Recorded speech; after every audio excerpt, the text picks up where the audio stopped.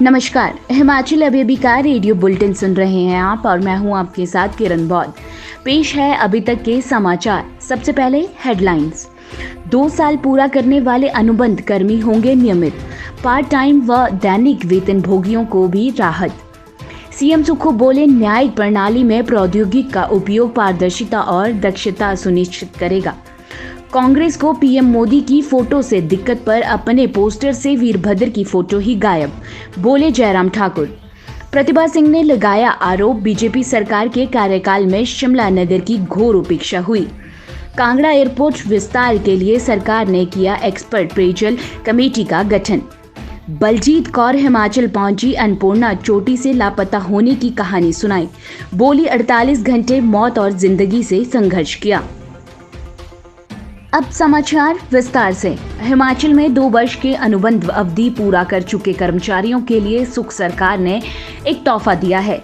CM Sukhvinder Singh Sukhu ने 2 साल की अनुबंध अवधि पूरा कर चुके कर्मचारियों को नियमित करने के आदेश दिए हैं।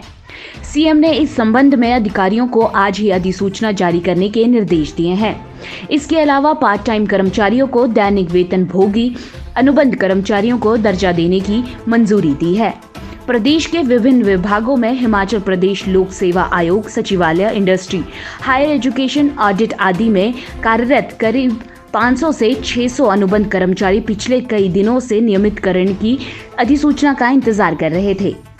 सीएम सुखविंदर सिंह सुक्खू ने आज न्याय एवं प्रौद्योगिकी के माध्यम से समकालीन न्यायिक विकास एवं सुदृढ़ीकरण विषय पर आयोजित उत्तर क्षेत्र 2 के क्षेत्रीय सम्मेलन का शुभारंभ करते हुए कहा कि न्यायिक प्रणाली में प्रौद्योगिकी का उपयोग पारदर्शिता, उत्पादकता और दक्षता सुनिश्चित करेगा।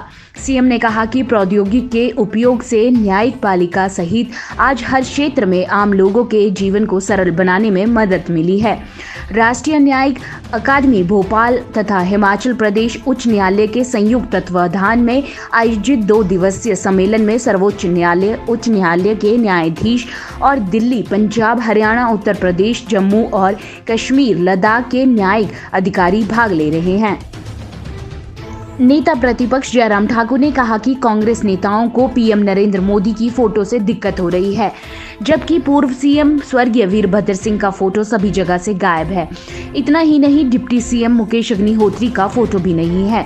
सोचना तो कांग्रेस पार्टी को चाहिए। मीडिया से बातचीत के दौरान उन्होंने कहा, जब भी पीएम मोदी का नाम सामने आता है तो कांग्रेस की चिंताएं बढ़ जाती है। आज कांग्रेस की सभी गारंटियां फेल हो चुकी है। पूरे शहर और प्रदेश में निराशा का माहौल है और इसका खामियाजा पार्टी को इन नगर निगम चुनावों में झेलना पड़ेगा। शेष समाचार ब्रेक के बाद। आपके स्वास्थ्य का प्रहरी, श्री बालाजी हॉस्पिटल, कांगड़ा, हिमाचल। कांग्रेस अध्यक्ष प्रतिभा सिंह ने कहा कि बीजेपी सरकार के कार्यकाल में शिमला नगर की घोर उपेक्षा हुई है। उन्होंने कहा कि बीजेपी सरकार शिमला शहर को मिली केंद्रीय योजनाओं को सही ढंग से कार्यान्वित नहीं कर पाई है। शिमला शहर की अव्यवस्थाओं के लिए भाजपा पूरी तरह से जिम्मेदार है। प्रतिभा सिंह ने बीजेपी पर आरोप लगाया कि धनबल से शिमला नगर निगम चुनावों को प्रभावित करने की कोशिश कर रही है। उन्होंने पार्टी कार्यकर्ताओं से बीजेपी के किसी भी धनबल के प्रलोभन से आगाह करते हुए कहा कि इस पर कड़ी नजर रखें। प्रतिभा सिंह ने कहा कि शिमला नगर निगम में कांग्रेस का आना तय है। लोग अब बीजेपी के किसी भी झांसे में नहीं आने वाले।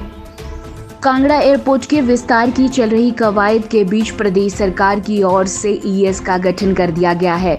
अब ईएस को सोशल इम्पैक्ट असेसमेंट का इंतजार है, क्योंकि सरकार की ओर से ईएस का गठन एसआईए की रिपोर्ट को स्टडी करने के लिए है।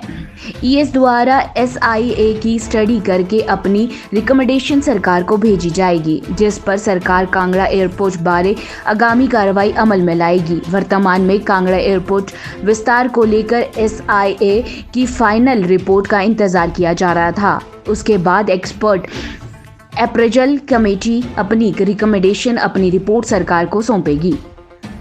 माउंट एवरेस्ट विजेता हिमाचल प्रदेश की बेटी बलजीत कौर अन्नपूर्णा चोटी फतेह करके अपने प्रदेश लौट आई है।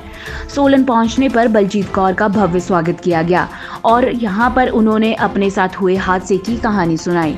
उन्होंने कहा कि 48 घंटे अन्नपूर्णा चोटी पर जिंदगी और मौत के बीच संघर्ष करती रही, लेकिन देश के लोगों की दुआएं उनके साथ थी। बलजीत कौर ने कहा कि अच्छी ट्रेनिंग की वजह से वहां से सकुशल लौटने पर सफल हुई है, लेकिन अन्नपूर्णा अभियान के दौरान जो हादसा हुआ वो एजेंसी के मिसमैनेजमेंट की वजह से हुआ है।